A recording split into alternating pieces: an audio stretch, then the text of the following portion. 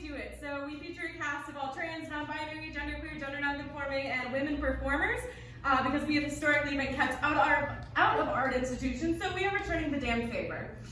Woo! More applause. It's going to be on all of you. Amazing. We're so excited. Please welcome to the stage Claire Malkie.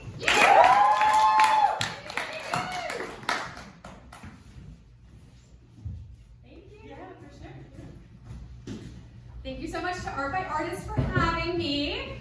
My name is Claire Malkie. Has anyone been to the Loop lately? Woo! Yeah. Okay, how is she doing? I feel so bad. Like, we all told the Loop, like, 2 years ago that we were just gonna take, like, a quick little break just because we needed to get our health in order. And now it's been years. We have absolutely ghosted the Loop. It is really heartbreaking. And we all used to want to impress the Loop so much. Like, we would wake up hours earlier, do our hair, do our makeup, just so we could get, like, that head nod from the Loop, you know? The Loop was like that popular girl in high school that you just wanted a smidge of her attention and you know you would have made it. And now the Loop is like that kid who didn't come back to school in the fall. Like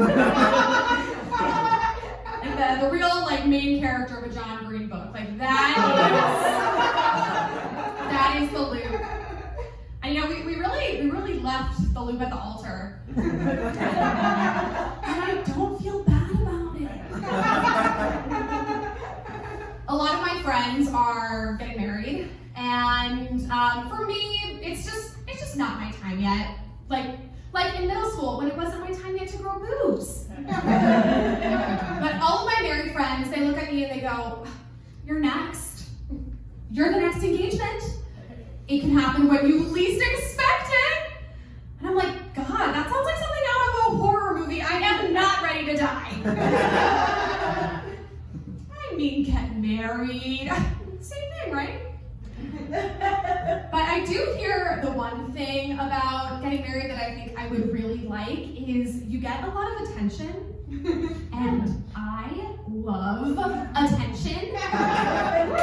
Yeah, it's the best, right? That's why I do stand-up. And I think that just need for attention comes from being an only child. I do have an older brother. But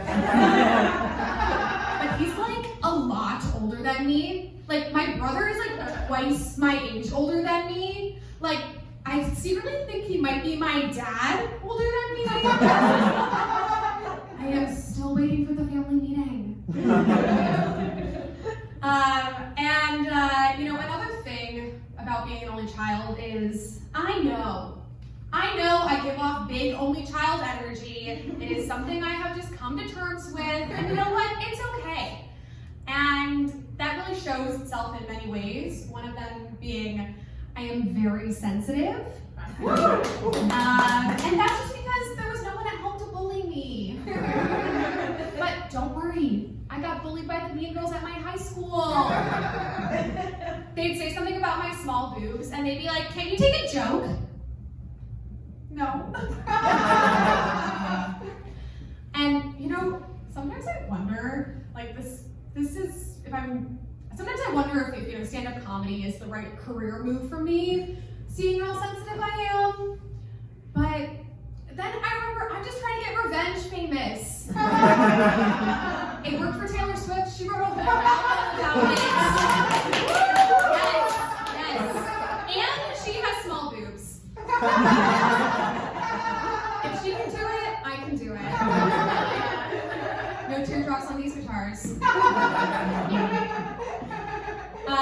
The only thing, another thing about being an only child is I'm not very good at sharing. Growing up, the only thing my parents ever made me share was my location. They were really worried I'd be abducted.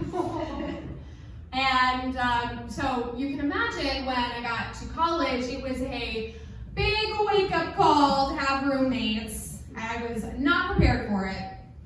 And I never really like connected with roommates until I had a roommate who was also an only child, and we had an unbreakable bond. But I recently just moved into my own apartment because I just couldn't do the roommate situation anymore. And it's really made me realize that I was the problem in most of the living situations. You know, I was the one who wanted the orange juice to go exactly in the same spot every time. You know, it was the little things. And I think that's why my boyfriend won't move in with me. Yeah, he likes to keep the bathroom a certain way, and I like to keep it my kind of way. So if and when we move in together, I think we're gonna need 2 separate bathrooms. We just start a lot of fights. But I've realized in this, journey of life that I don't really feel like I fit in with people my age. Like, technically, I'm a millennial, but I don't get hard looking at Zillow listings. Also, okay, aren't millennials supposed to be obsessed with the 90s? Okay, I don't remember the 90s. What is a Tamagotchi? How do you use dial-up? And who? Who is Monica Lewinsky? Was she on Friends or something? And you know what? Anyone whose ages 24 to 27 who tells you they're a 90s kid is a liar, okay? Literally, my first memory is 9/11. Sorry to break it to you, but if you were born in the later half of the 1990s, you're a 2000s kid. I'm talking Neopets. Yes, I'm talking iPod shuffles. No screens. You know exactly which ones I'm talking about. And we all know the girl who had over-tweezed eyebrows. It was me. And just give it 10 years, it'll be back in style. I promise. But I don't really feel like I fit in with Gen Z either. Mostly because I don't have a multi-million-dollar brand deal with Dunkin' Donuts. It's okay, I'm more of a Starbucks girl anyway. But, come to think of it, I think I actually identify as more of a boomer. 9 p.m. is a great bedtime. And speaking of